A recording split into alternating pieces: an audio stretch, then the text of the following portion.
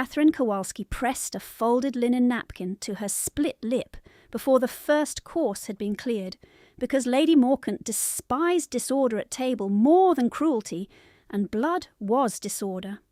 "You will not sulk in company," her stepmother said pleasantly, as if she had not just struck Catherine with a serving ladle hard enough to make silver ring against bone. If one cannot remember one's place, one must at least remember one's face. Around the dining table, 3 guests found sudden fascination in their wine. One gave a dry little cough. No one spoke. Catherine lowered the napkin by degrees, as though she were checking whether the injury had become acceptable.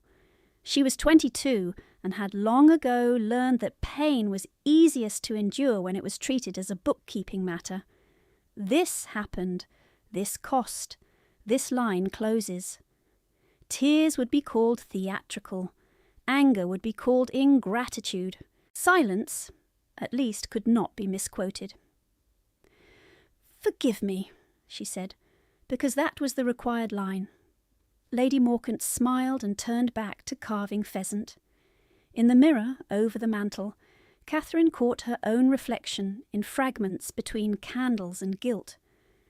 Too dark-haired, society said, and with none of the warm chestnut gloss currently admired. Too pale in winter, too brown in summer, too narrow in the shoulders, too severe in the mouth. Plain, they called her, with the satisfaction people reserve for judgments that cost them nothing. Yet her eyes, large, grey and steady as storm-glass, made even practised gossips glance away first. She had inherited those eyes from her father, along with his still posture and his refusal to waste words.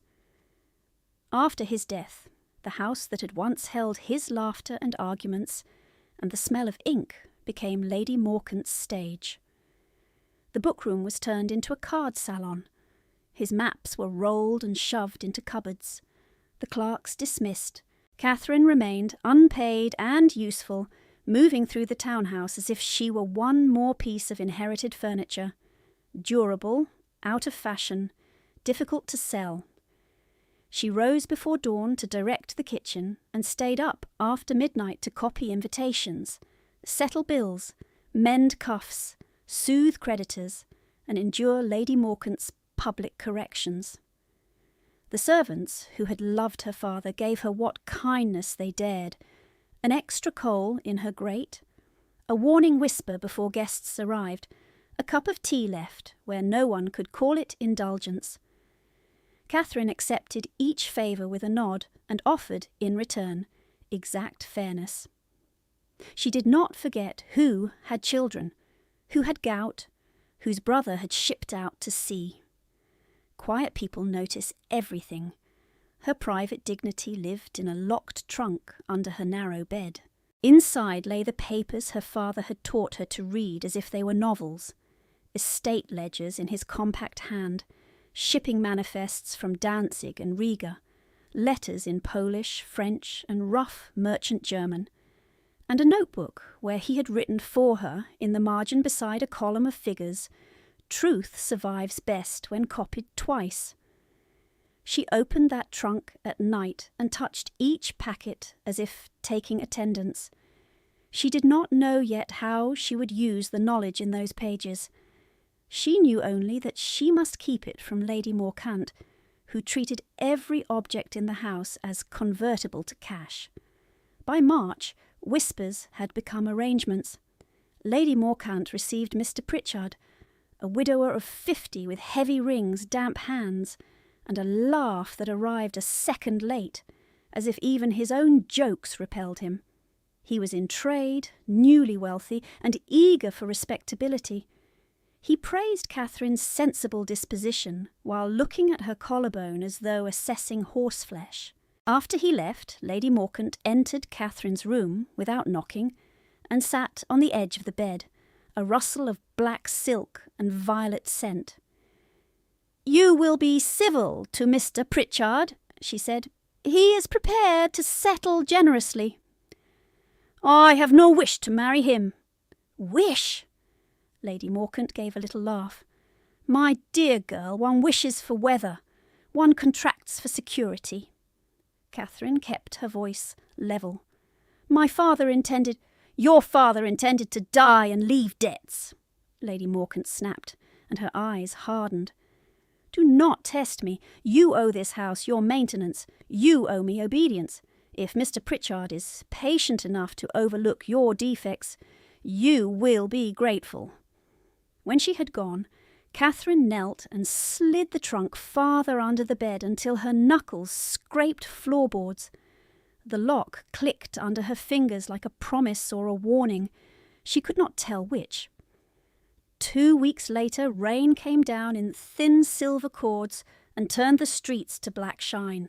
Lady Morkant decided the weather was fashionable enough for Vauxhall, and ordered Catherine to attend, not as companion, but as useful female presence, a plain contrast against which prettier girls might glow. By dusk, lamps swung under dripping trees, and musicians played beneath striped awnings, while ladies lifted hems above mud and pretended not to notice. The air smelled of wet wool, trampled grass, oranges, and horse. Catherine stood under an elm near the promenade, her shawl pulled tight, counting exits as habit demanded. Lady Morkant had swept off with acquaintances. Mr. Pritchard was somewhere nearby, identifiable by his laugh. Catherine was considering whether she might pass unnoticed long enough to find tea when shouting cracked through the rain. A carriage horse at the edge of the lane reared violently, eyes rolling white. At the same moment, a knife grinder's cartwheel struck a rut, tilted, and spilled steel, timber, and one stable hand into the roadway.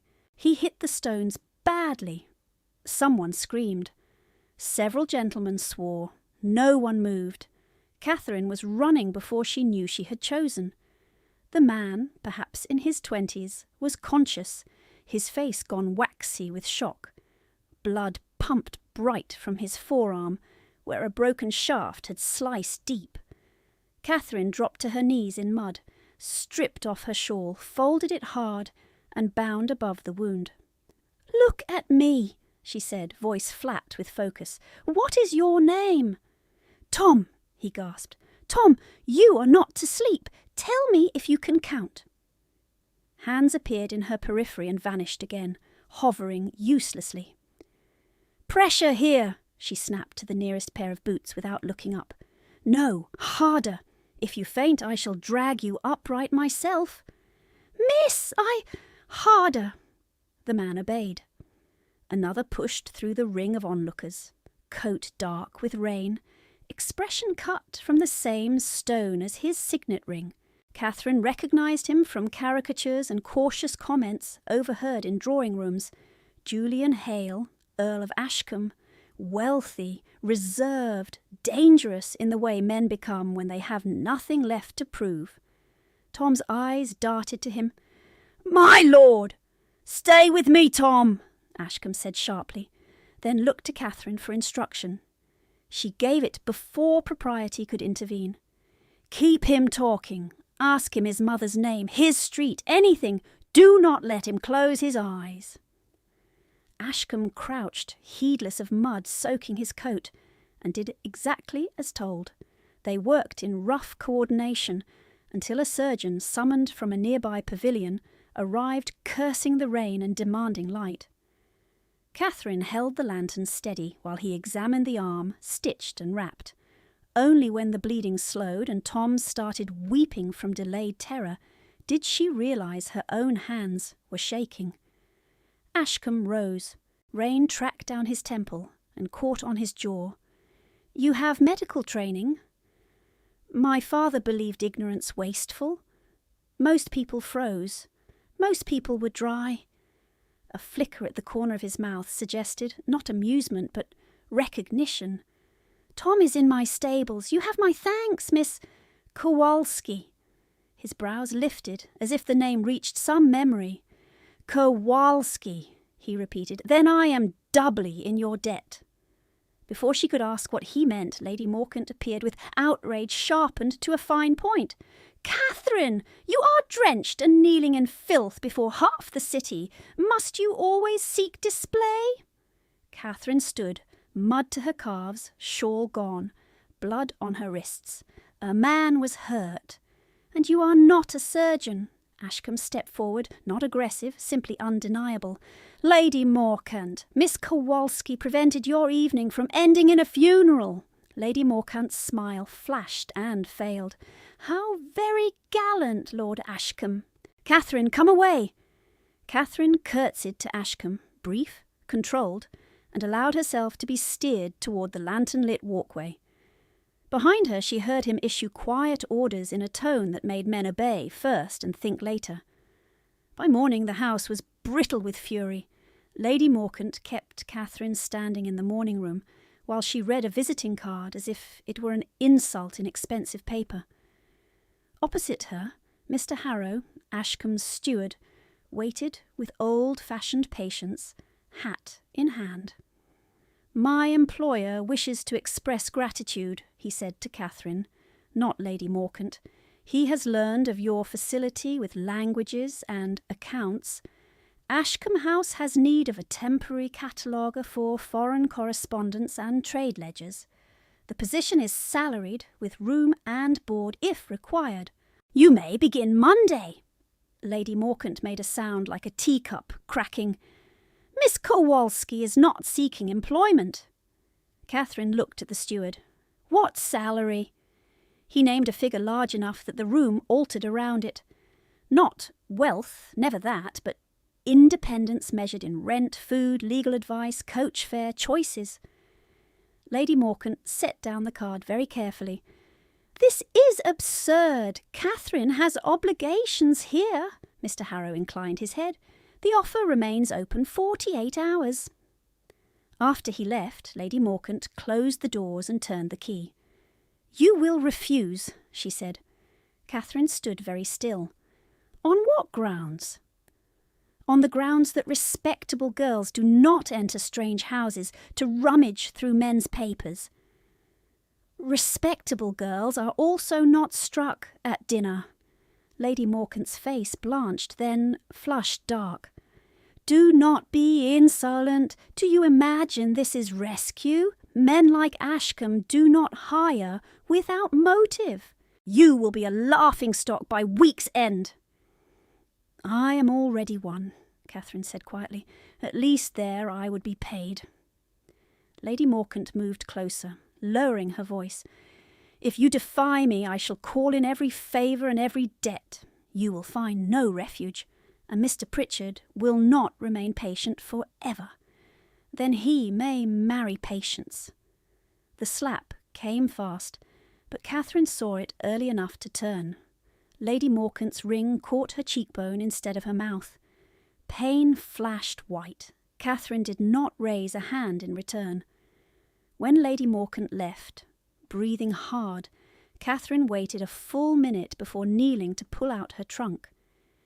She took 3 packets of papers, her father's notebook, and the small purse where she had hidden coins from mending commissions and prize essays no one knew she wrote. Then she sat at her narrow desk and composed a note in her neatest hand. "Mr. Harrow, I accept Lord Ashcombe's offer and will present myself Monday at 9. Respectfully, Catherine Kowalski."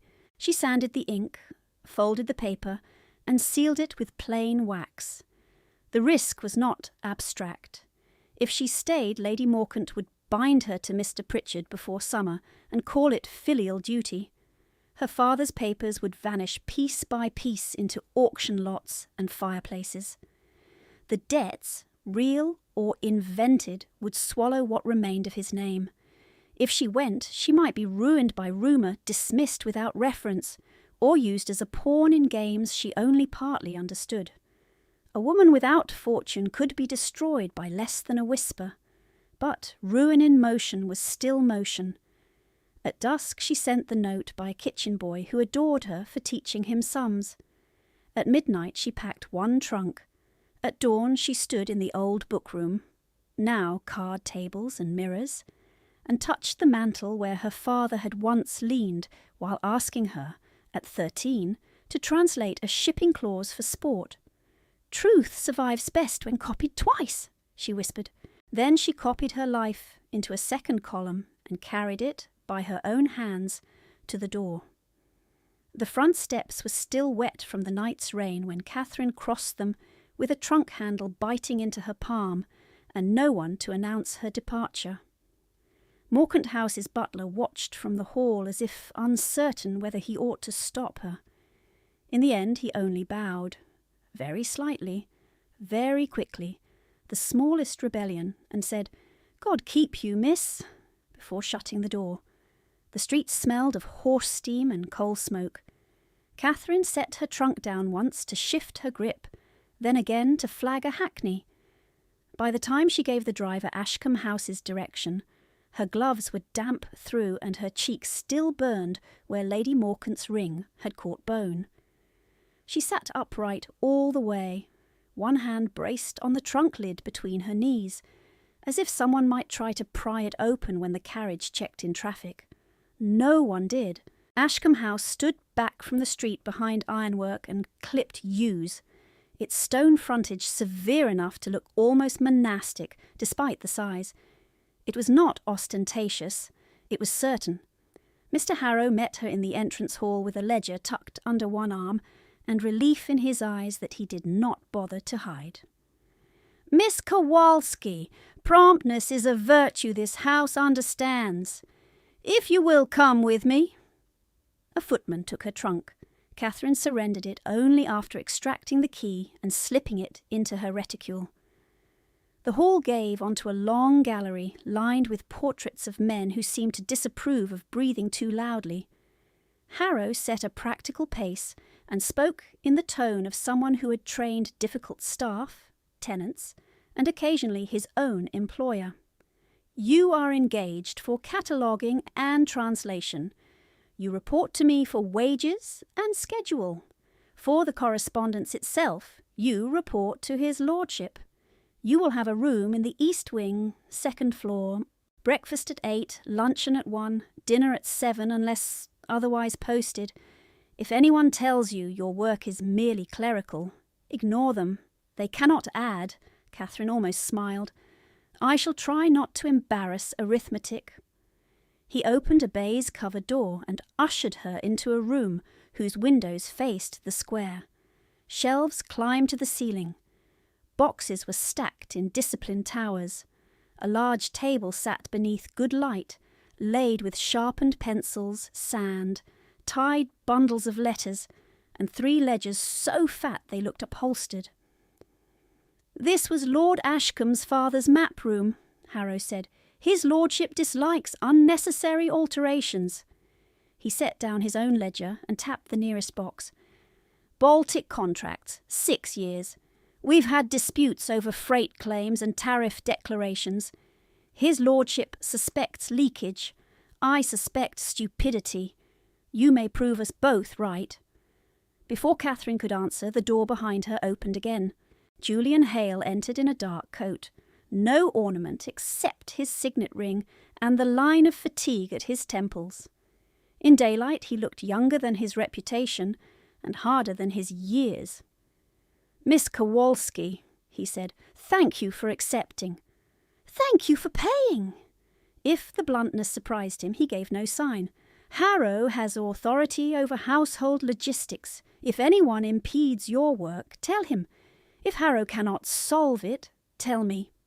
"Very good, my lord." A pause hovered. At Vauxhall she had ordered him like an assistant at an operating table. Here every rule had returned and put itself back in place between them.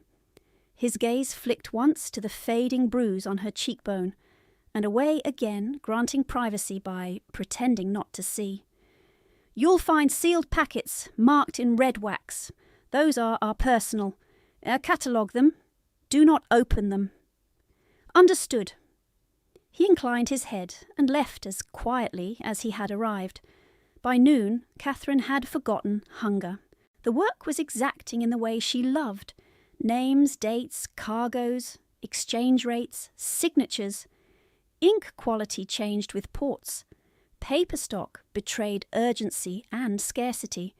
She built columns in Harrow's spare ledger, declared tonnage against insured tonnage, port fees against paid receipts, initials recurring in different hands.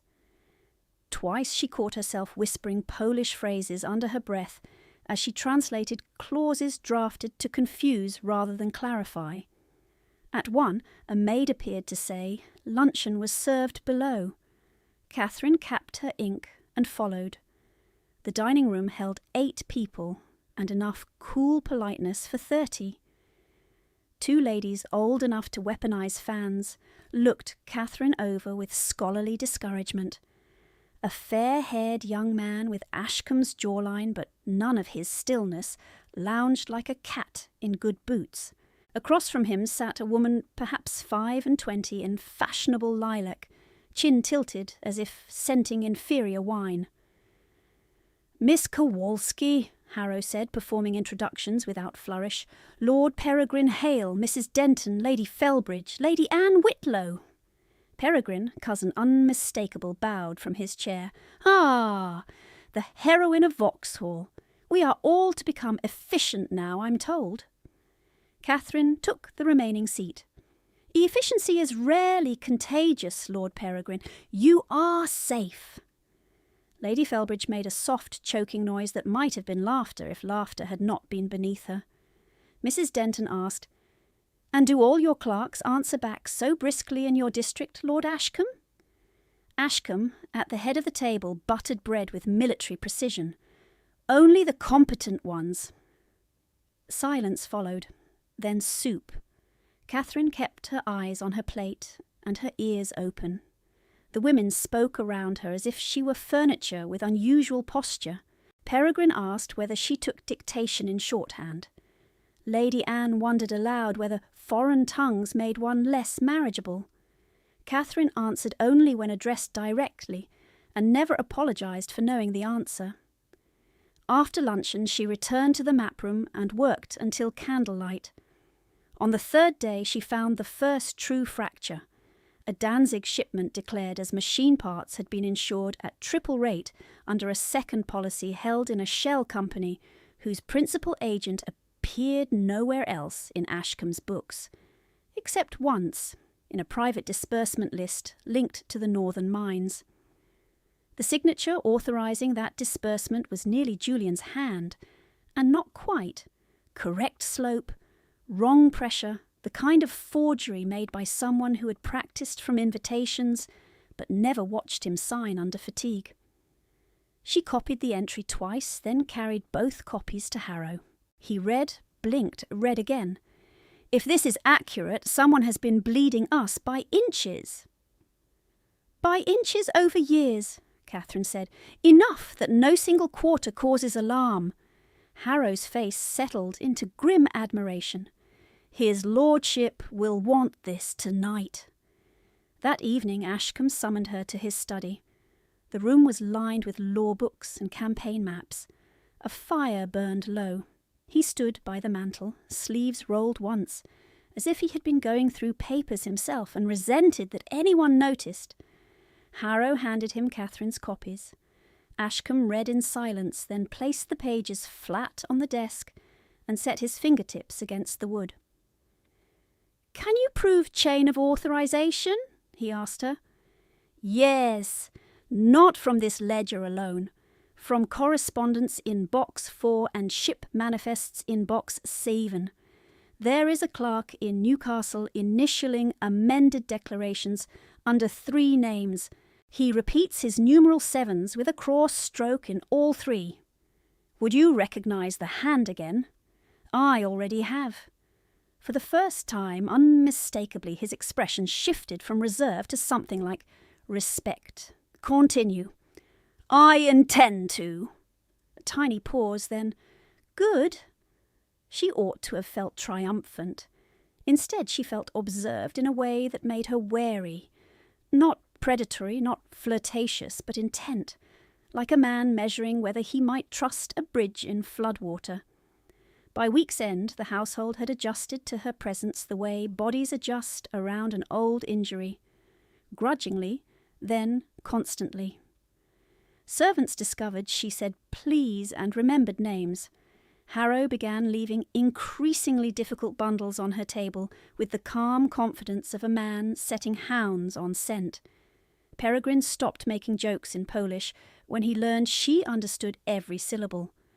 The dowagers did not stop looking through her. Catherine let them. Trouble arrived in cream paper with Lady Morcant's seal. The note was delivered after breakfast, carried by a liveried boy who stood shivering on the servant's step, as if he expected to be beaten for delay. Catherine broke the wax in the map room with ink-stained fingers. "You have made yourself conspicuous enough to ruin us both," it began. By the third line the script had gone from control to jagged. Lady Morcant demanded Catherine return at once, accused her of theft of household effects, and announced that Mr. Pritchard had been insulted beyond repair. At the bottom, in a separate hand, was appended a list of sums owed under promissory notes, signed supposedly by Catherine's late father. Repayment required within 10 days. Failure would result in legal filing and public notice.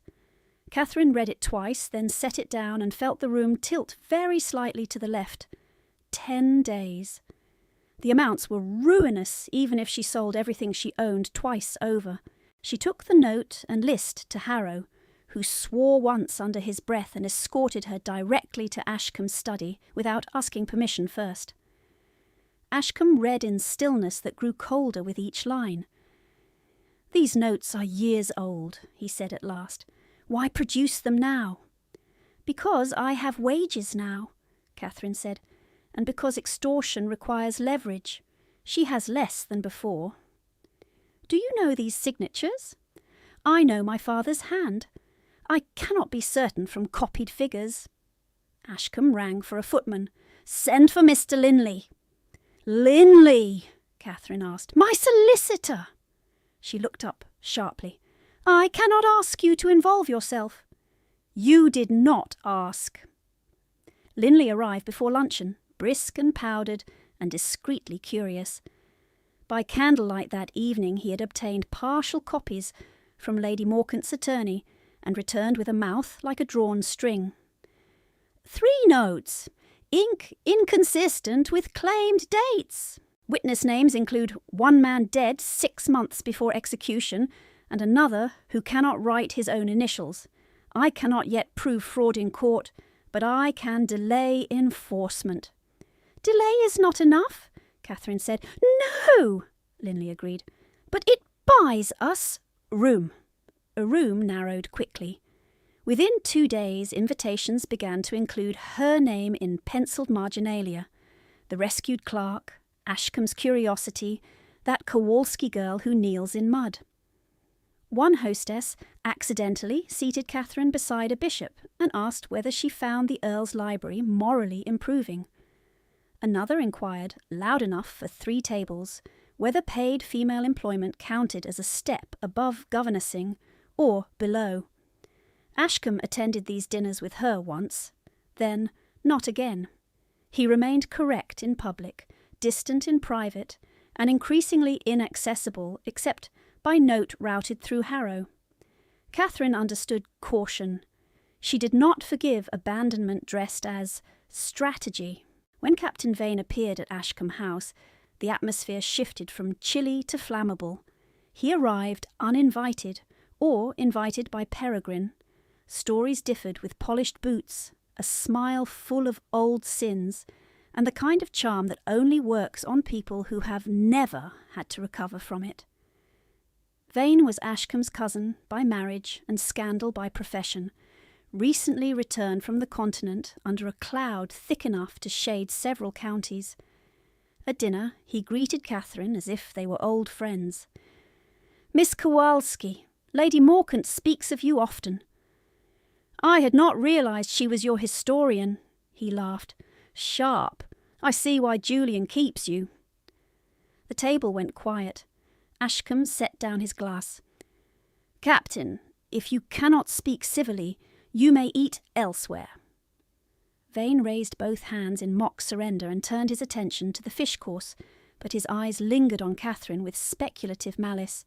After dinner, Catherine asked Harrow, "Why's he here?" Harrow's jaw tightened. "Because some men mistake blood relation for immunity." The next morning a packet disappeared from Catherine's work table. Not a valuable one, merely a folder of copied disbursement entries she had been cross-checking. She found it returned by afternoon, tied in a different knot. That night she went to Ashcombe's study without requesting audience, and found him alone, standing at the window, coat off, the old military habit of carrying a sidearm visible beneath his waistcoat, before he shrugged into propriety. "You've posted a guard outside my corridor," she said. "Yes." "You've reassigned 2 footmen and changed the lock on the map room." "Yes." "But you cannot be seen speaking to me for longer than 4 minutes in daylight." His face shut down by degrees. "I am minimizing opportunities for gossip." "You are maximizing opportunities for predators." His voice sharpened. "Do not presume I am unaware of risk in my own house." "Then stop behaving as if I am the risk." Colour rose high on his cheekbones, anger, not shame. "You think distance is indifference. It is protection." "Protection for whom?" The words came before caution could trim them. "Your name, your comfort. Indifference is merely cruelty in excellent tailoring, my lord." Silence slammed down. For a moment she thought he might dismiss her. Instead he crossed to the desk, opened a locked drawer and withdrew a thin file tied in black tape. "I did not wish to discuss this until I could prove it," he said, each word clipped. "The notes are forged." He handed her a sheet. On it her father's signature had been copied with enough skill to deceive a casual eye, and enough vanity to add a flourish he had never used.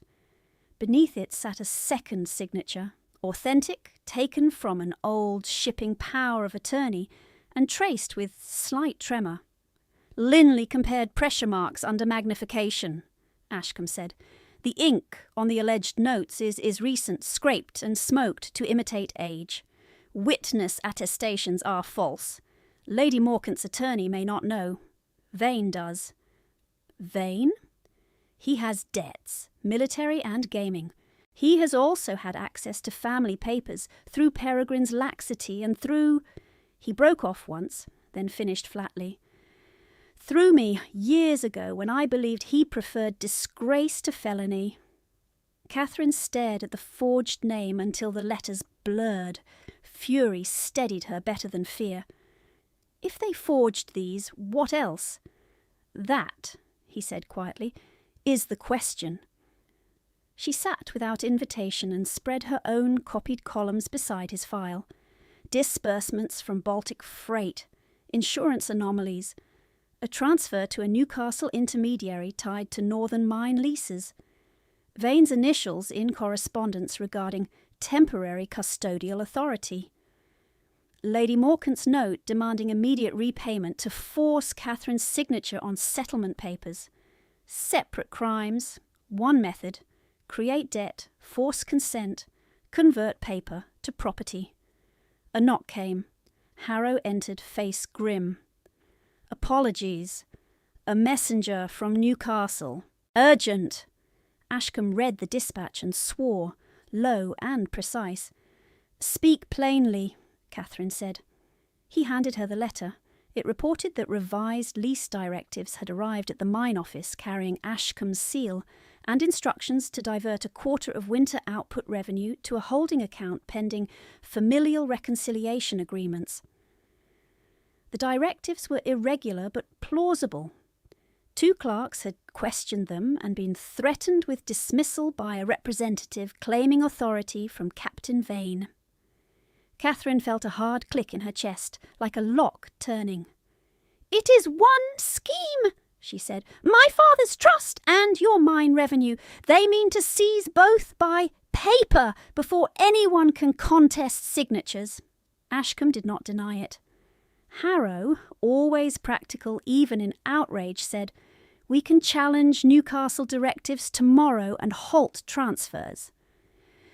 They will accelerate here tonight if they suspect, Catherine answered. Lady Morcant will push for immediate settlement. Vane will produce whatever documents he has not yet dared show.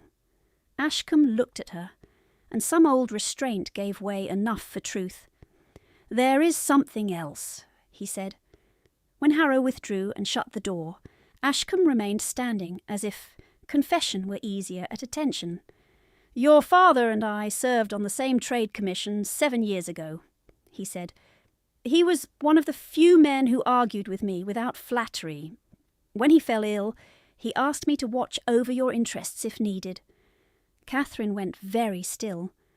You knew him? Yes. And after his funeral? I kept away. The admission seemed to cost him. Visible patronage from me would have made you social prey. Any attention, especially then, would have been interpreted as design. Lady Morcant would have used it to force a match or to ruin you when I refused. I thought distance gave you room. It gave her room, Catherine said not softly. I know. For several breaths only the fire moved. Then Catherine stood, gathered every paper into a neat stack, and met his gaze levelly. Very well, she said. We stop waiting for them to make mistakes in private. We make them commit in public. His brows drew together. Explain! Lady Morcant wants reconciliation theatre. Give it to her. Accept her supper invitation when it comes, and it will come within 48 hours if Vane thinks Newcastle may slip. She and Vane will bring all documents to force signatures before witnesses of their choosing. We cannot rely on their witnesses. We won't. Catherine's pulse had steadied into strategy.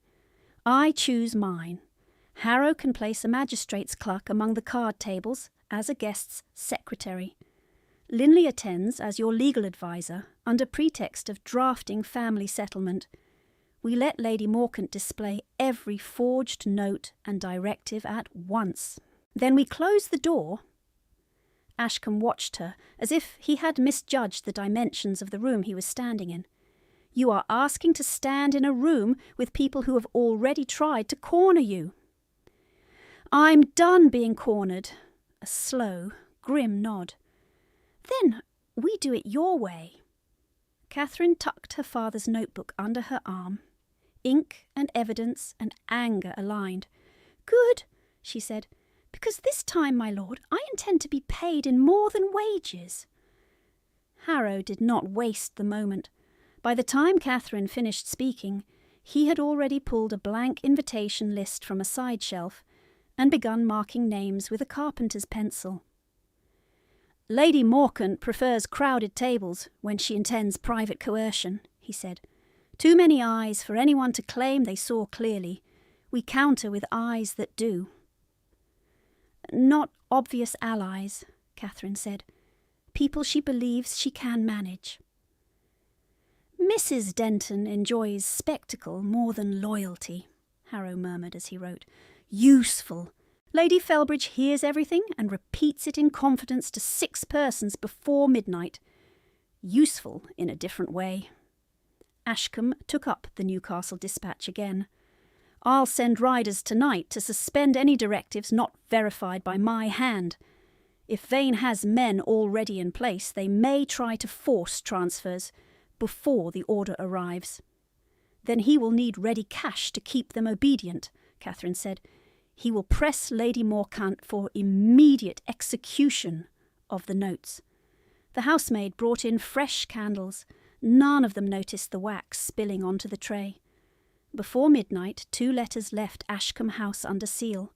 One to Lady Morcant accepting, with restrained gratitude, her hoped-for family reconciliation supper, and one to Linley requesting immediate attendance and a magistrate's clerk who could pass for ornamental staff and keep his mouth shut. Harrow dispatched both by separate routes. At 1:30, the first answer returned. Lady Morcant's reply was all satin and venom hidden in rosewater prose. Delighted, of course. A Thursday evening, of course. She had invited only those most invested in mutual understanding. At the bottom she had added one fresh line in firmer ink. Miss Kowalski will no doubt attend, as several documents touching her future require her own hand. Catherine read it once and set it down. She means to force signature in public. Ashcombe said she means to force the appearance of consent. At dawn, the second answer came blooded. Not the letter itself, the messenger. The young man, one of Harrow's trusted couriers, stumbled into the servants' hall with his sleeve dark and his lip split. His satchel had been cut free. He had no memory after turning into a narrow lane near Chancery. Linley's acknowledgment never arrived. Ashcombe sent for the surgeon and for 2 men from his old regiment now employed as estate bailiffs. Harrow sent another message by hand delivery to Linley's chambers. The return note came at 10. Linley had received nothing in the night and had spent the morning fending off an unexpected procedural filing from Lady Morkant's attorney, a petition claiming Catherine had removed family financial instruments from Morkant House and was threatening to destroy them. "They're trying to get ahead of our challenge," Linley wrote. "If granted, it could justify search and seizure." "Search where?" Catherine asked.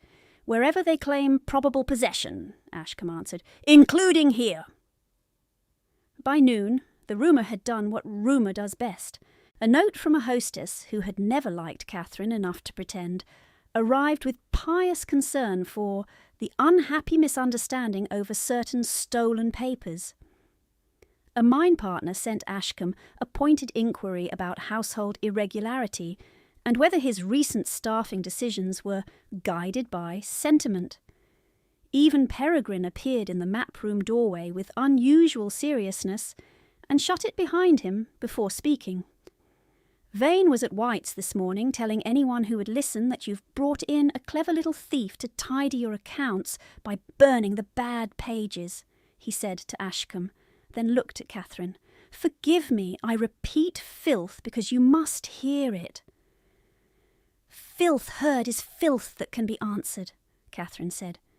Peregrine winced. "Yes, well, he says Lady Morkant's supper will settle everything tonight and end the scandal, which means he intends the opposite." "Tomorrow night," Harrow corrected from the corridor. "Not tonight." Peregrine shook his head.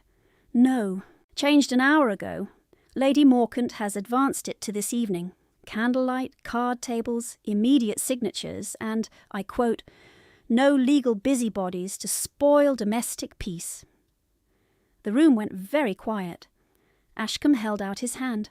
Peregrine gave him the folded calling slip bearing Lady Morkant's revised hour in her unmistakable hand. 5 o'clock, same address, promptness requested. Catherine felt the floor steady under her feet with dangerous clarity. "She moved the board because Linley has been delayed, and because she expects us to refuse under such short notice," Harrow said. "Refusal reads as guilt." Ashcombe's jaw tightened. "We attend." The escalation came an hour later in boots and official paper. 2 officers arrived at Ashcombe House with an interim warrant authorising inspection for documents alleged unlawfully removed from Morkant House. Linley, reached at last and breathless with fury, came behind them arguing narrow points of process and delay, but the paper was valid enough to force entry. Catherine stood in the map room while strangers opened drawers, lifted bundles, checked seals, and examined her copied columns as if searching for confession between numbers. Harrow watched each movement like a man memorising faces for later use. Ashcombe remained silent until one officer reached for Catherine's locked trunk. "That is hers," he said. "By allegation, my lord, its contents may include contested property." Catherine set her key in the officer's palm herself, before Ashcombe could stop her. "If we contest every step, they will claim obstruction. Let them look." Her father's notebook lay on top, wrapped in plain cloth. The officer untied it, flipped through pages dense with trade abbreviations and Polish notes he could not read, and frowned at what he couldn't value. He moved on. The ledger packets beneath were handled, counted, retied. At last they withdrew with nothing seized, nothing proven, and enough disturbance to poison any room they had touched. Cost, Catherine thought, did not always arrive as loss. Sometimes it arrived as contamination. When the officers were gone, Linley closed the map room door and spoke low. The warrant hearing on the petition is set for tomorrow morning. If we fail tonight to establish fraud or coercion before reliable witnesses, the court may grant extended seizure authority pending inquiry. They can freeze your papers, your wages, and any claim to your father's trust. Temporarily? Catherine asked. Perhaps. Long enough to break you. And the magistrate's clerk? Linley's expression darkened. The man I selected has vanished. Left lodgings before dawn. No forwarding address. Harrow swore very softly. Ashcombe looked to Catherine. We can still refuse to play by their table. Catherine looked at the disordered stacks, the untied cloth, the ink smudged by an officer's thumb on her careful copy. If Lady Morkant succeeded tonight, Catherine would not simply lose wages. She would lose the legal standing she had fought into existence, lose her father's name to forged debt, lose the school she had only dared imagine. Ashcombe would lose mine revenue and, with it, leverage to protect workers already being threatened in his name. They have already chosen the table, she said. If we do not sit, they deal the cards anyway. They did not arrive at Lady Morkant's house as a united front. That was the plan now. No obvious block, no shared carriage, no pattern Vane could read in advance. Harrow went first as household representative carrying routine packets. Peregrine arrived next, ostentatiously late and loud. Ashcombe remained behind by 10 minutes to avoid appearing escorted by Catherine. Linley, uninvited and therefore conspicuous, would enter as a friend of the family if he could pass the door. Catherine travelled alone in a hired coach with one of Ashcombe's old regiment men, riding discreetly behind. Halfway along Brook Street, the coach shuddered and listed. A wheel-pin had sheared cleanly. The driver cursed and climbed down. Rain began again, thin and mean. "We can repair in 10 minutes, miss," he called up. "We do not have 10 minutes."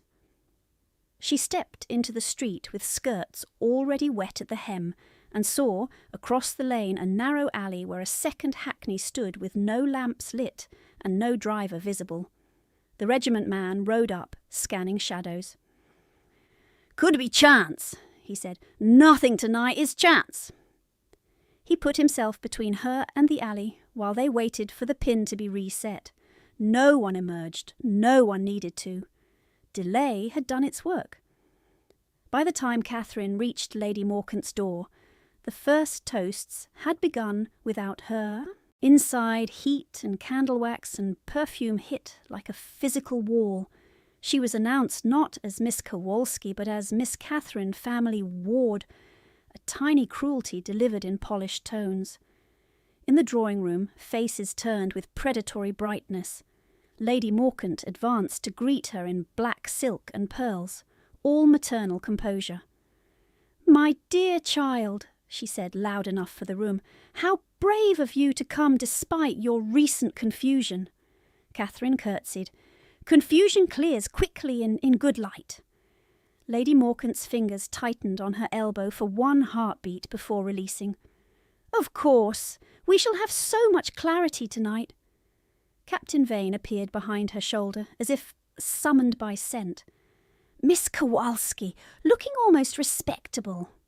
"Captain, looking almost sober." His smile thinned, then recovered. "Careful! Sharp edges cut the hand that holds them." Dinner was announced. Catherine took her assigned seat and understood in one glance how thoroughly the evening had been arranged against her. Linley was not at table, nor among the card players in the adjoining salon, nor standing by the mantel pretending disinterest. She kept her face smooth through soup, fish, and a roast she could not taste. Harrow, stationed at the far end under pretext of serving logistics to Lady Morkant, gave the slightest shake of his head. Not yet. No opening. Peregrine drank more than usual and watched less than he pretended. Ashcombe, 2 seats away and publicly impassive, caught Catherine's eye only once. After the main course, Lady Morkant rose with theatrical reluctance. "Before cards, one domestic matter. Tiresome but necessary. Captain Vane has kindly gathered the relevant instruments so we may lay all unpleasantness to rest among friends." Footman brought in a small writing table and placed it near the hearth where everyone could see. On it sat a blotter, fresh quills, sand shaker, and 3 packets tied with ribbon, cream, blue, and black. Catherine's pulse struck hard once, then settled. This was too early, too exposed. They were forcing execution before any neutral witness could arrive. Ashcombe set down his glass. "Perhaps this can wait for solicitors." Lady Morkant smiled. "Solicitors complicate affection." Vane untied the black ribbon and withdrew the first note, handling it with reverence usually reserved for relics. "Simple acknowledgements of debt and transfer authority," he said. "Miss Catherine signs here to confirm settlement from her father's residual trust. Ashcombe signs here to authorise temporary custodianship of disputed mine disbursements pending review, family to family." "Family to thieves," Peregrine muttered too low for most to hear. Vane's eyes flicked toward him, then back to Catherine. "Come now, we are all tired." Catherine stood but did not move to the table. "I would like to read before signing." Lady Morkant gave a tiny laugh. "Child, you've never cared for these dry things." "I care very much for dry things," Catherine said. "Ink, for instance." A stir moved through the guests, entertainment scenting blood. Vane's jaw tightened. "Read, then, but quickly." She took the top document. The forgery was better than before. Better paper, cleaner imitation. But not enough. The numeral 7s crossed in the same hand as Newcastle amendments. A witness line predated a church registry by 2 years. A seal impressed from Ashcombe's crest ring, but rotated half a degree off true. She needed time. She needed one lawful pair of eyes not already owned. And then the real setback arrived, quiet as a knife sliding from a sleeve. A footman entered and crossed directly to Lady Morkant, bending to murmur in her ear. Lady Morkant's expression did not change, only her pupils narrowed. "Regrettable," she said to the room. "Mr. Linley has sent apologies. He has been detained by urgent business and cannot attend." Harrow went still. Ashcombe's hand closed once on the back of his chair. Vane smiled openly now. "There, no busybodies. Shall we proceed?" Catherine knew, with a cold certainty that left no room for denial, that Linley had not been merely delayed. He had been removed from the board, their chosen witness gone, their legal shield absent, their counter-ambush half blind. If she refused to sign now, Lady Morkant would claim obstruction and flight. If she signed anything, even under protest, it could be argued as consent. For the first time since leaving Morkant House, doubt pierced cleanly through her discipline. She heard her father's voice not as comfort but as ache. Truth survives best when copied twice. What if both copies could be stolen? She looked down at the page and realised her hands had begun to tremble. Ashcombe saw it. He rose, drawing every gaze without raising his voice. "Miss Kowalski is unwell. This can wait." Lady Morkant's own mask slipped. "Sit down, my lord. You accepted my hospitality." "I accepted your invitation, not your coercion." "Coercion!" Vane laughed. "You insult your hostess and hide behind a clerk's skirts." The insult did what strategy had not. It stripped the room to essentials. Ashcombe's expression hardened to something Catherine had only glimpsed at Vauxhall when blood was on stone. Yet he did not move toward Vane. He looked instead at Catherine and very quietly said, "You may leave. I will manage the rest. Leave. Be safe. Let him absorb scandal and legal blow alone." She almost said yes. If she walked out now, she kept her body intact and lost everything else. "No," she said, more to herself than to him. She set the forged note down and forced her hands flat on the table until they stilled. "I am not unwell. I am being lied to in excellent handwriting." A few guests gasped. One laughed in delighted horror. Lady Morkant's voice sharpened. "Catherine, enough!" Catherine lifted the second packet, untied blue ribbon, and scanned. Mine directives, transfer orders, identical crossing sevens, identical false witness initials. Still no lawful witness, still no Linley, still no certainty they could win. He had not meant to let her see him shaken. After dessert failed and form collapsed into argument, Ashcombe took the pretext of speaking to his coachman and stepped into Lady Morkant's side corridor, where the air was colder and smelled of damp plaster. For the first time in years his hands were not steady. He braced one palm against the wall and counted breaths the way his army surgeon had taught him when cannon concussion left men trembling long after battle ended. He had built a life from control, measured speech, measured debt, measured distance. Control kept fools from mistaking him for prey. Control kept affection from becoming leverage. Control had also left Catherine in Lady Morkant's hands for years because he convinced himself abstention was protection. He could still see her at 13 in her father's library, translating a Polish clause with fierce concentration, while her father laughed and told Ashcombe, "She'll run circles around us both before long." He had promised a dying man to keep watch. Then he watched from too far away. The memory that never loosened its grip came now, unbidden. Spain, mud to the ankles, a village square, a boy officer no older than Peregrine, asking whether he should wait for orders before crossing open ground. Ashcombe had said yes. Caution, discipline. The boy died before the second volley. Command was choosing which risk to own and which life to spend, and Ashcombe had been spending other people for years under the name of prudence. A door opened behind him. Harrow, face pale under indoor light. "My lord," Harrow said quietly, "word from outside. Linley was waylaid on Holborn. Beaten, not killed. He's conscious but can't stand. They took his case papers." Ashcombe shut his eyes once. "Does Miss Kowalski know?" "Not yet." He should have felt rage first. Instead, he felt an old, precise guilt settle like iron in his throat. He had invited her into his house, into his war, and called it employment. He had offered wages where he owed repair. Harrow waited, reading him as only old servants can. "I cannot protect her by caging her," Ashcombe said, almost to himself. "No," Harrow answered, "and you cannot protect her by retreating either." He gave a short, humourless breath that might once have been a laugh.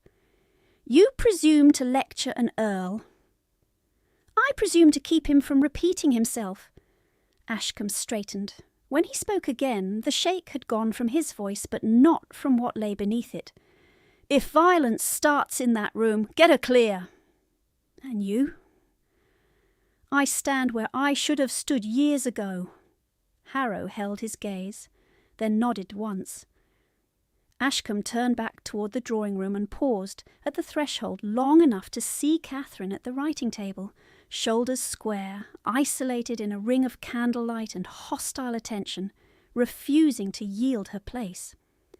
Something in his chest tightened with fear so naked it felt indecent. He had been afraid before, of scandal, of misstep, of becoming his father's reckless heir in different tailoring. This was simpler and far worse. Fear of arriving one breath too late. When he re-entered, the room had shifted again.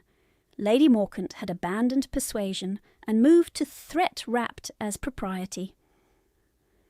"Sign now, Catherine, and we avoid vulgar proceedings tomorrow. Refuse, and your own conduct will be examined in open court." Vane stood beside the writing table, one hand resting near the hilt of a decorative dress sabre mounted on the wall behind him, as if by accident. Ashcombe did not miss it, neither did Catherine. "Open court suits me," Catherine said, "especially if documents can be compared before witnesses who know dates from decoration." "Ho!" Lady Morkant snapped. "Your imaginary clerk, your injured solicitor." A murmur ran through the room. So they knew about Linley's attack.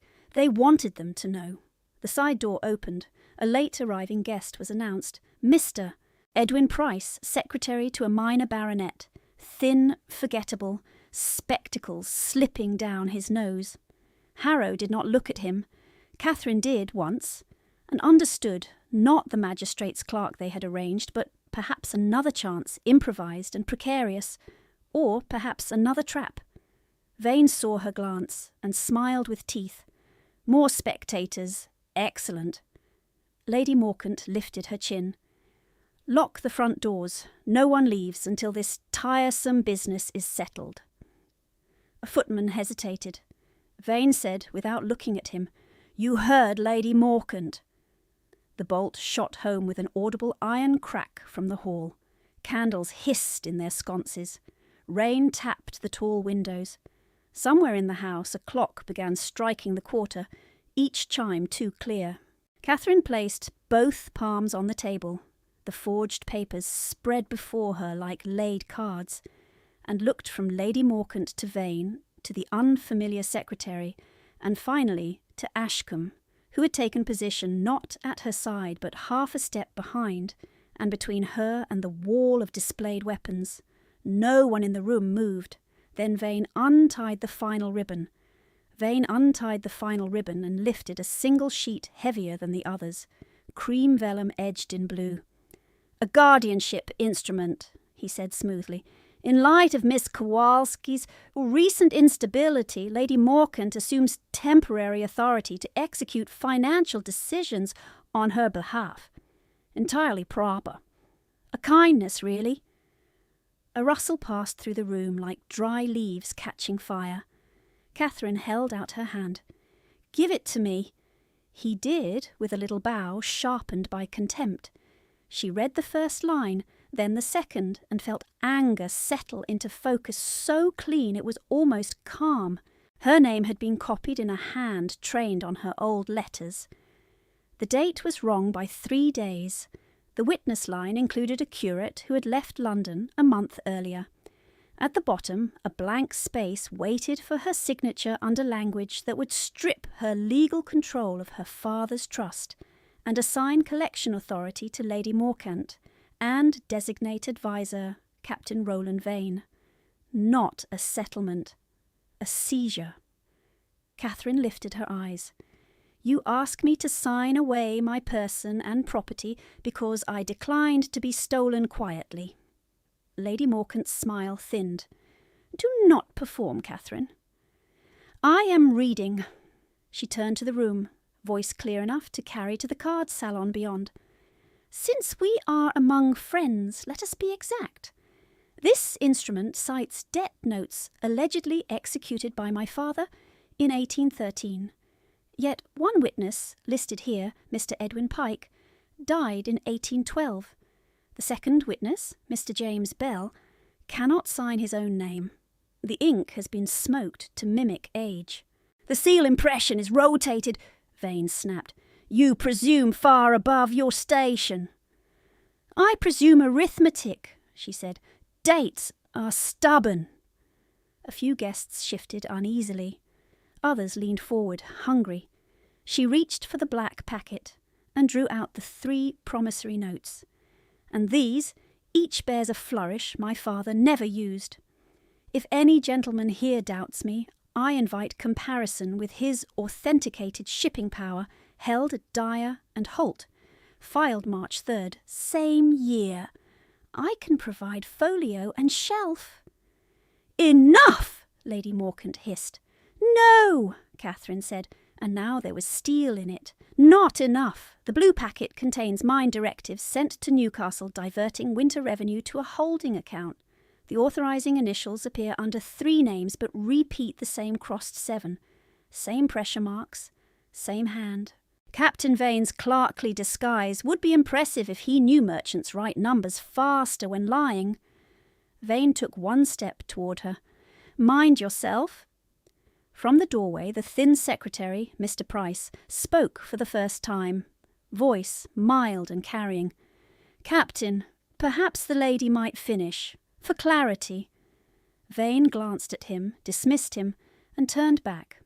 Catherine laid the papers in 3 rows on the writing table like evidence in a counting house.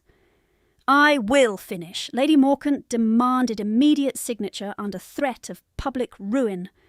Captain Vane spread allegations of theft, procured a warrant to seize my papers, and waylaid Mr. Linley to remove counsel. Then this house was bolted from within. She looked directly at the footman by the hall arch. "Did Lady Morcant order the doors locked?" The footman swallowed. "Yes, miss." Lady Morcant whirled. "You insolent—" "Answer was yes," Catherine said, never looking away from him. "Thank you." Ashcombe's voice cut through the heat. "Unbolt them." No one moved. Vane laughed softly. "No one is imprisoned, Julian. We are settling family concerns." Catherine picked up the guardianship instrument again and read aloud the clause granting authority to confine said ward in private care if she resists prudent advice. Then she set it down. "Confinement," she said. "Forced transfer, forged debt. You did not plan a supper. You planned disappearance." The room broke into overlapping voices. Vane moved faster than anyone expected. He seized the decorative dress sabre from the wall behind the writing table with a metal hiss, rounded on Catherine, and lunged. There was no time for scream or thought, only motion. Ashcombe stepped between them without drawing anything. No pistol, no blade. One hand striking Vane's forearm off-line, the other locking his wrist in a soldier's grip hard enough to make tendons stand out white. The sabre point skated across Ashcombe's shoulder instead of Catherine's throat, slicing cloth and flesh in one wet line. Blood bloomed through his cravat. "Drop it," Ashcombe said, low and lethal. Vane snarled and twisted, trying to wrench free, boots slipping on polished floor. Guests surged backward, a chair toppled, candles guttered. For 1 suspended second the sabre hung between them, neither man fully owning it. Catherine moved. She stepped in, seized the blade near the fort where it was dullest, and tore it downward with both hands. Edge bit her palm anyway, hot and immediate. Vane lost leverage. The sabre clanged to the floor. She kicked it back, bent, caught the hilt, and turned, hilt first, arm extended, to Mr. Price. "If you are what I think you are," she said, breath hard but steady, "take custody." Price took the weapon with careful fingers and opened his coat to show a warrant wallet. "Edwin Price, clerk to Magistrate Southwell," he said loudly. "Present in official observation." The room froze. Catherine lifted her bleeding hand and pointed at Vane, then Lady Morcant. "I accuse Captain Roland Vane of fraud, coercion, and assault with intent to kill. I accuse Lady Morcant of conspiracy to defraud, extortion, unlawful confinement, and attempted procurement of forced guardianship." No one could pretend not to hear her, not now. Price nodded once, face gone flint. "Statement entered before witnesses." Vane tore free of Ashcombe's injured shoulder with a curse and shoved him back. Ashcombe staggered half a step, blood soaking deeper, but did not fall. "Lies!" Vane spat. "A hysterical clerk and a lovesick Earl." Catherine met him head on. Then stay and test those lies under oath." He looked at the doors, judged distance, and bolted for the terrace instead. He nearly made it. Vane hit the side doors, shouldered through silk curtains, and ran into rain-black night, straight into one of Ashcombe's former regiment men stationed outside after the carriage delay. They collided hard. Vane drove an elbow, broke loose, and sprinted along the gravel path toward the Mews gate. "Gate!" Catherine shouted from the threshold. "He'll take the Mews gate! He knows the front is watched!" Harrow, already moving, barked orders that cracked like whips. "Mews gate! Cut him off!" Peregrine, drunk but suddenly very sober in purpose, lunged past two shrieking guests and vaulted the veranda rail with a grace no one had credited him with. In the rain and confusion, he reached the gate first and slammed it shut from inside just as Vane crashed into it. Iron rang. Vane spun, wild-eyed, and found 3 men closing. Inside, Lady Morcant had not collapsed. She adapted. "Sit down," she commanded the room, voice sharp as broken glass. "All of you, you will not be party to this vulgar theatre. Captain Vane acted in defence after provocation. Miss Kowalski has suffered a nervous delusion for months. Lord Ashcombe has indulged her," Price began. "My lady, you should refrain." "You are a clerk," she snapped. "You record, you do not decide." Catherine pressed a napkin to her cut palm and stepped back to the writing table before anyone could scatter the papers. "Then let him record this." She lifted each document in turn, naming it, naming date, naming discrepancy. Not a speech now, an audit. Promissory Note 1, dated February 14th, 1813. Witness listed as Edwin Pike, deceased December 1812, Parish Register Saint. Martin Folio 42. Price's pen moved. Promissory Note 2. Ink composition inconsistent with date. Smoked and scraped. Comparison requested against known letters. The nib scratched faster across the page. Mine Directive A, initialed by J.H., with crossed numeral 7 matching directives B and C and Captain Vane's private correspondence of June 4th. Price wrote, then asked, "Source of June 4th correspondence?" "Harrow," Catherine said. Harrow produced a sealed copy from his inner pocket. "Retrieved from Ashcombe Archives. Witness this morning." Lady Morcant laughed, brittle. "Convenient." Catherine turned to her. "You wish inconvenience. Very well. Did you or did you not send me a letter demanding payment within 10 days under threat of legal filing?" "I sent notice of lawful debt." "Your letter is in my reticule, with your seal unbroken on the fold, until opened at Ashcombe House before Mr. Harrow at 9:32 weeks ago." "Mr. Harrow?" "I witnessed," Harrow said. "Did you or did you not advance tonight's supper by one day after learning Mr. Linley had been attacked?" Lady Morcant's pupils flared. "I did not know any such thing." Peregrine re-entered dripping rainwater, breathing hard. "Oh, she knew," he said hoarsely. "I heard Vane tell you in the conservatory at 4 that Linley had been detained. Your exact words were, 'Then bring her papers tonight before dawn sobers anyone.'" Lady Morcant swung on him. "You witless boy!" "Not a boy," he said, shaking now with delayed fury. "Just late in choosing a side." From the hall came pounding and shouted authority. Bow Street runners, summoned by Price's man waiting outside the block. Vane was dragged in between 2 constables, coat torn, lip bleeding, hatred blazing. "This is family," he roared. "No jurisdiction." Price held up his wallet. "Attempted murder and fraud under sworn witness, Captain." "Jurisdiction is precisely the point." Lady Morcant stepped forward, composure splintering into desperation. "Roland, say nothing. We can still—" "Still what?" Catherine said quietly. "Call me theatrical."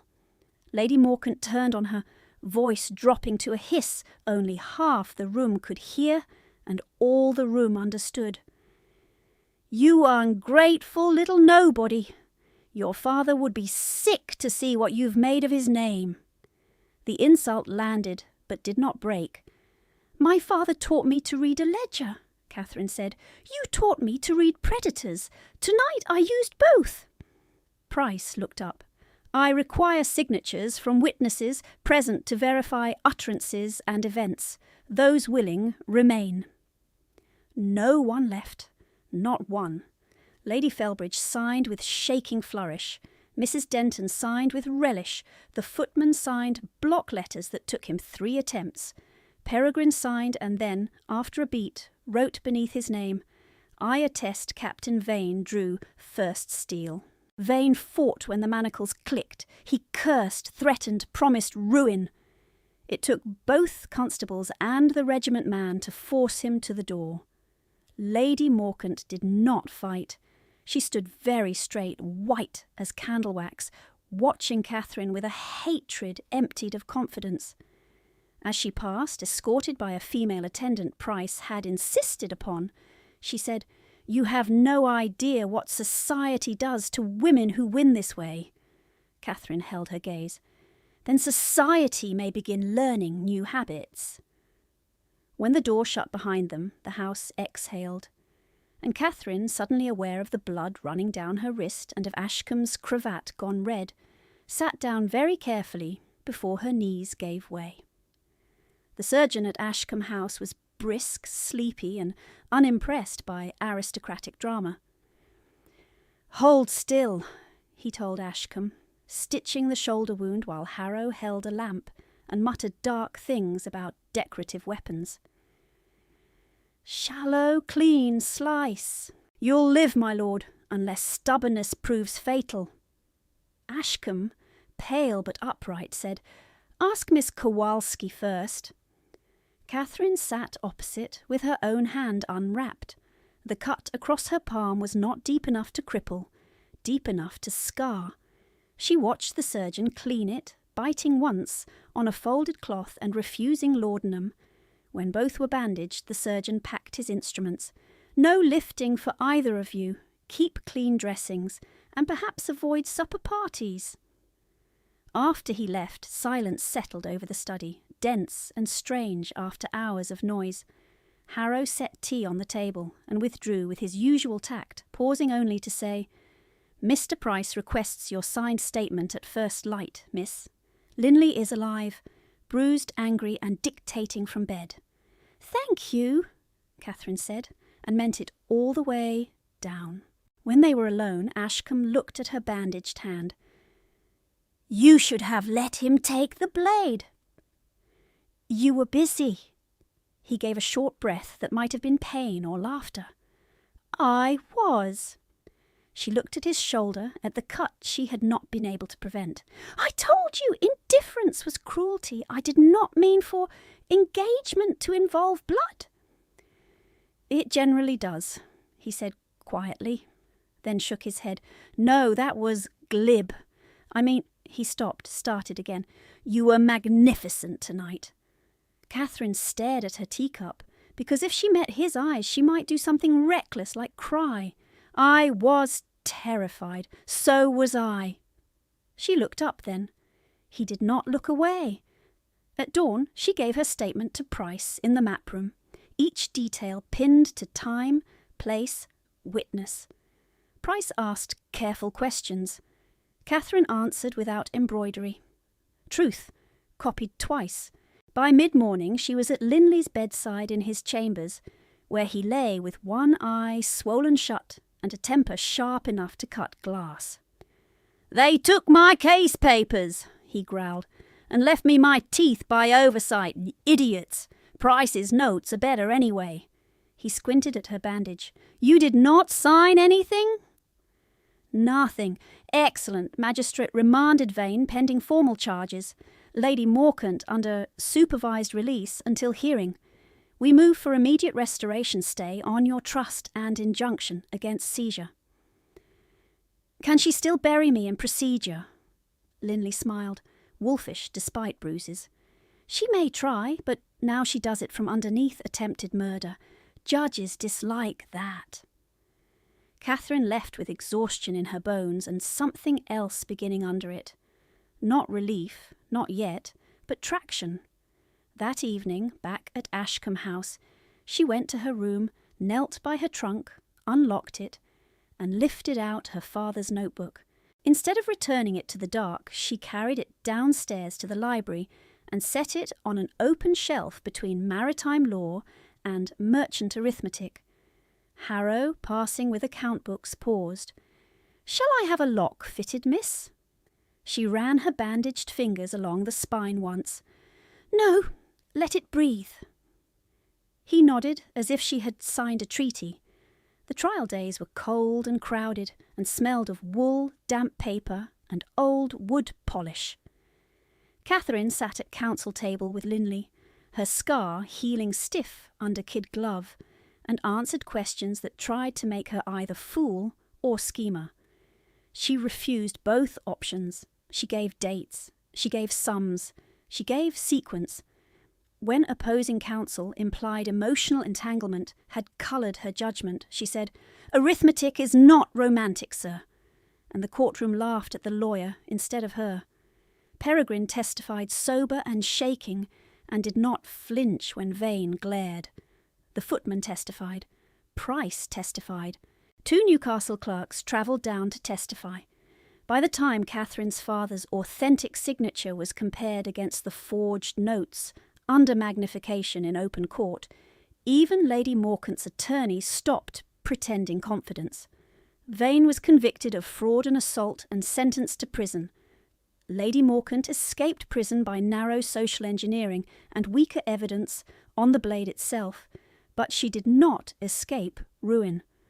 The court stripped her direct control over contested funds, compelled repayment schedules, and barred her from managing Catherine's trust. Her circle vanished in a week. Her invitations stopped in a day. On Linley's separate motion, the court also declared null any betrothal or marriage instruments advanced in Mr. Pritchard's name, and entered formal withdrawal of those filings. Mr. Pritchard retained no legal claim over Catherine's person, property, or settlement. On a bright morning 3 months later, Catherine sat in Linley's office while he slid final trusteeship documents across the desk. "You may appoint co-trustees," he said, "or hold sole authority." "A sole," she said, then added, "with quarterly transparent review." Linley blinked, then grinned. "You are your father's daughter." "Worse," she said, "I keep ledgers." She signed. The pen scratched, something old and tight in her chest unclenched. It was late spring when Ashcombe asked. Not at a ball, not in a carriage, not before any audience except sunlight and dust motes and the quiet tick of the morning-room clock. Catherine sat by the window with account papers spread around her and a list titled School Endowment, initial costs in her neat hand. Her scar tugged when she wrote too long. She liked that it reminded her. Ashcombe stood in the doorway longer than necessary, as if giving her room to decline before he spoke. "Do you have a moment?" She capped her ink. "For you? Usually. For bad news? Charge by the hour." His mouth curved, then sobered. He came in and set a small box on the table between them. Not ring first, just there waiting. "I have spent months deciding whether asking would be selfish," he said, "and months learning that deciding alone is the oldest vice I possess." Catherine watched him, heart suddenly too loud. "Ask what?" He drew a breath. No armour in it. "I love you," he said, plain as stone and warmer than she had ever heard him. "Not because you are brave, though you are. Not because you are useful to my estates, though God knows you are better at them than half my blood. I love you because you are the first person who has ever looked at me and required honesty instead of performance. I love you angry, precise, exhausted, impossible, I loved you before I admitted it, and I am done pretending caution is virtue when it is fear." He held her gaze. "Will you marry me?" Catherine looked down at her own hand on the table, at the pale line crossing her palm, then back up. "You nearly died because of me." "I was cut because of Vane. You were in that room because of me. I was in that room because I chose to stand where I belonged." Silence stretched, not empty, full. "I do love you," she said at last, and saw the answer hit him like impact. "That is the dangerous part. Love has been used against me before." "I know." "No," she said softly. "You know the outline. You do not know the nights, the calculations, the way silence grows mould in a woman's throat until she forgets she had a voice." He went very still. She continued, words steady because she had earned steadiness. "If I marry you, I do not become grateful property in finer rooms. I keep my trusteeship. I endow the school. I keep working. I speak when I disagree, and you do not call it disloyalty. You do not retreat behind courtesy and call it protection. You do not mistake silence for surrender again." His eyes closed once, briefly, as if taking a blow he had expected and wanted. "Agreed," he said. "Not negotiated," she said. "Agreed," he repeated, "without amendment." She let out a breath she had not known she was holding. "Then yes." For a heartbeat he did not move, like a man who has reached shore and still expects the wave to pull him back. Then he stepped forward, opened the small box, and took out a ring simple enough to be worn while writing. "May I?" he asked. She held out her hand, the scarred one. He paused, thumb brushing lightly over the healed line before sliding the ring on. His own fingers trembled. "I am sorry," he said quietly, eyes on her hand, "for every year I called distance duty." "I know," she said. He looked up. "No, hear the whole of it. I was afraid of wanting something I might fail to protect. So I protected nothing fully and called myself prudent. You did not thaw me, Catherine. You taught me to stop freezing everyone else." She laughed, half a sob in it. "That is the bleakest declaration I have ever received." "I can improve," his voice roughened. "I wake thinking of whether you have eaten. I read shipping reports and wonder what you will say about column 3. When you are out of sight too long, I become unreasonable. When you are in the room, I can breathe and cannot think. There, better. Much." He leaned in only when she did, and the kiss was not dramatic. It was careful and real and long enough to reset the shape of the day. When they drew apart, Catherine touched his sleeve. "One more condition?" He made a face of mock dread. "God help me! No one calls me family ward ever again." His answering smile was fierce and unguarded. "Done, Lady-to-be Ashcombe." "Try again." "Catherine," he said, and this time it was exactly right. On the morning the school opened, 8 girls and 1 stubborn boy sat on hard benches in the old tithe barn at Ashcombe's South Estate, while Catherine wrote numbers on a slate board and tried not to look like she was trembling with pride. The stubborn boy was the kitchen lad who had once carried her acceptance note through rain. He was taller now and insisted bookkeeping was for girls and geniuses. Catherine handed him a chalk and said, "Then qualify as 1. Harrow stood at the back, pretending to inspect roof beams, and wiped his eyes when no one watched. "Today," Catherine told them, "we learn reading for contracts, writing for wages, and sums for not being cheated. If someone tells you this is unbecoming, charge them tuition.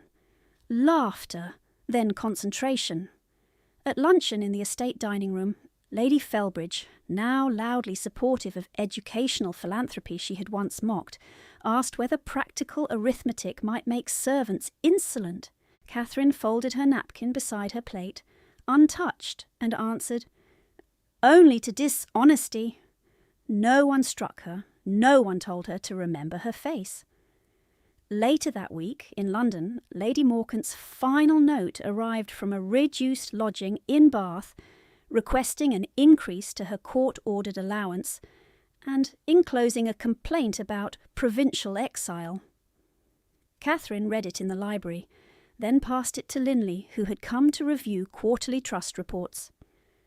"Reply with the court schedule only," she said. "No commentary," Linley nodded. "Merciful and devastating. Efficient." "Bookkeeping," she said. In the evening, Catherine and Ashcombe shelved the last of her father's books in the library that had once been closed to her. He lifted the heavy atlases, one-handed, now that his shoulder had healed. She placed the smaller volumes by language. When she reached for the old notebook, he waited. She slid it between two ledgers at eye level, not hidden, not locked. Sunset struck the spines gold. From downstairs came the sound of servants laying dinner, ordinary and unafraid. Ashcombe came to stand beside her, not ahead, not behind. He took her scarred hand in his. Catherine looked at the shelves, at the room open and lit, at the second column of a life copied by choice and kept in her own hand. "Truth survives best when copied twice," she said. He glanced at her, understanding. "Yes," he said, "and this time we keep both copies.